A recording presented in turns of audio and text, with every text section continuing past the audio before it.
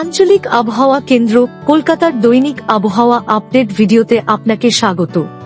আজ সর্বনিম্ন তাপমাত্রা ছিল দক্ষিণবঙ্গে কল্যাণীতে 13 ডিগ্রি সেলসিয়াস, উত্তরবঙ্গের সমতলে পুন্ডিবাড়িতে 11 ডিগ্রি, পাহাড়ে দার্জিলিংয়ে 4.5 ডিগ্রি, আলিপুরে ছিল 17.9 ডিগ্রি সেলসিয়াস। জলপাইগুড়ি ও দার্জিলিং জেলায় ঘন কুয়াশা এবং পূর্ব মেদিনীপুর, উত্তর 24 পরগনা ও কোচবিহার জেলায় হালকা থেকে মাঝারি কুয়াশা দেখা গিয়েছে। বর্তমানে রাজ্যের স্থলভাগ অংশে কোনো উল্লেখযোগ্য আবহাওয়াগত পরিস্থিতি নেই।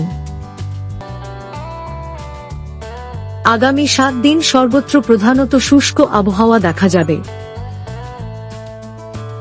আগামী 2 দিন উত্তরবঙ্গের 1-2টি স্থানে সকালবেলায় ঘন কুয়াশা হওয়ার খুব সম্ভাবনা রয়েছে, যা মানচিত্রের জেলাগুলিতে দেখানো হয়েছে। বাকি দিনগুলিতে কোনো আবহাওয়া সতর্কতা বার্তা নেই।